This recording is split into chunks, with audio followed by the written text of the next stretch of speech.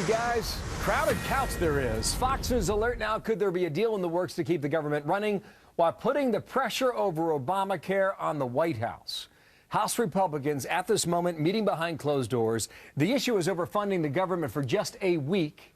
That would buy lawmakers a bit more time, moving the argument over funding from Obamacare from the deadline of next Tuesday, October 1st, to Thursday, October 17th. That's when the government runs out of money and has to raise the debt limit so it can borrow more money to cover its bills. So you got all that? We're going to go through it now. Good morning, everybody. I'm Bill Hemmer. Welcome here to America's Newsroom. Morning at home. Yeah.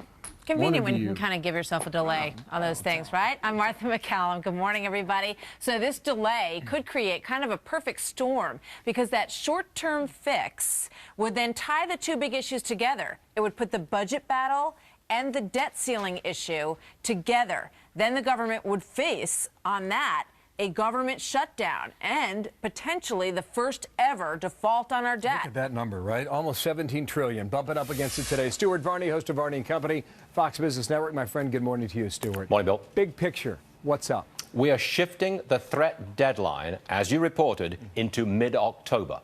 Looks like there will be some kind of deal on the budget. We'll keep the government running from October the 1st onwards. Okay, so the threat has moved from Monday night, Tuesday morning into mid-October. That's the threat from the debt ceiling. This puts much greater pressure on President Obama to get some kind of a deal, because at that point, mid-October, we run out of money. Pressure on the president because he is the chief executive officer of the country. It's up to him to get a deal, and he'll get far more of the blame if we don't get a deal than if we hadn't got a deal over Obamacare and the budget. Shifting the time deadline threat. Stuart, will we default? Is that still a threat or not? No. A default, technically, default is when you do not pay back the principal and interest which you owe. Now, after October the 17th, we've still got an awful lot of tax money rolling in each and every day. That will take care of principal and interest payments for some time to come. You default weeks down the road if there is no agreement. Well, you have the debt ceiling battle. I mean, $17 trillion, the stakes are even higher for that, are they not? Yes, because for the first time ever, it is possible. Well, a first ever default is possible with this deadline of October the 17th. America has never, ever defaulted on its debt, to my knowledge. And it certainly hasn't in my lifetime. And that's the threat that hangs over everybody. Okay, now come back to the issue regarding the president. You say there's more pressure on President Obama. Why? He is the CEO of the country. He runs the executive branch of the country. It is his job to get an agreement, to pay the bills which have been run up by his administration. He's in the hot seat here, and he gets far more of the blame if there is no agreement on the debt ceiling. He gets far more of the blame than he would have had we shut the government down next Monday night and Tuesday morning. Got it. Okay, Republicans are meeting now. Yep. Behind closed doors. They're going to come out and talk sometime this morning. How big is the GOP wish list? Well, they're offering, look, we'll raise the debt ceiling, sign the pipeline deal, build the Keystone Pipeline, or get rid of the medical device tax. Those are relatively modest propositions. The big deal, though, is time. How much time will the Republicans give President Obama? How much money will they allow him to spend? How much money and what time frame will they allow him to raise the debt ceiling and spend? Odds are the Republicans want 6 months. So we're into this all over again, and Obamacare comes right before the election next year. Okay, well, we hope to hear from them in the coming hours. So, Stuart, thank you. Stuart Varney, check you out at 9:20 in FBN, all right? Stuart, thank you. Leading our coverage there. Here's Martha now with more on this. So many Republicans have said that they don't want to shut the government down in terms of that action, which Stuart and Bill were just talking about. They also, though, do not want to fund the president's health care law, which we've heard quite a bit about in recent days. Here's Rand Paul on that. Watch. You know, ultimately, I don't think it's a good idea to shut down government either. I'm not going to vote for 1 penny for Obamacare. I won't. I'm not going to vote for any spending bill that has money in it. But I also just don't want to shut down government because I think the disruptive nature of it.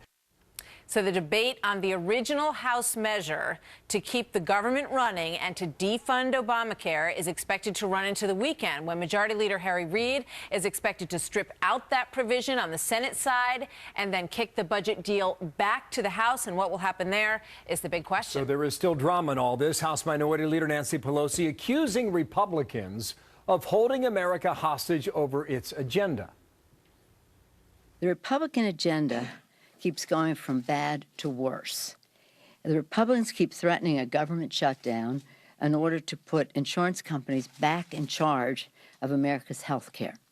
Now Republicans continue to hold the full faith and credit of the United States government hostage to their radical agenda.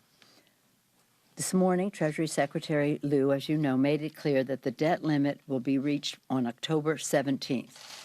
As he wrote in his letter, if we have insufficient cash on hand, it would be impossible for the United States of America to meet all of its obligations for the first time in our history. So is she right or not? John Boehner will speak at 10 a.m. Eastern Time, 1 hour from now.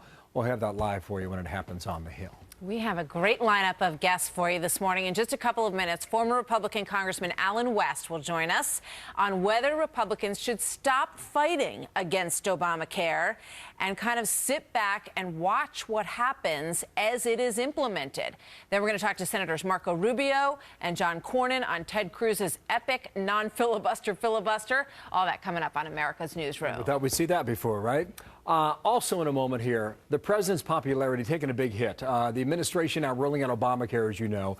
New polling from CBS and the New York Times showing the approval rating at just 43%.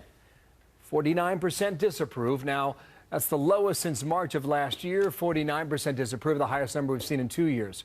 Across the board on foreign policy and the economy, health care, the deficit, more Americans disapprove of the job the president is doing today than they approve.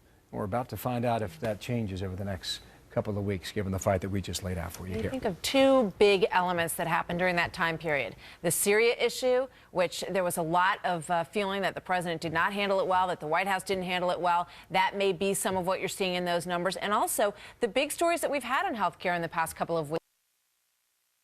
Time Warner, all of these companies pushing employees and retirees off of those plans, may be starting to percolate into some of these numbers. We could see.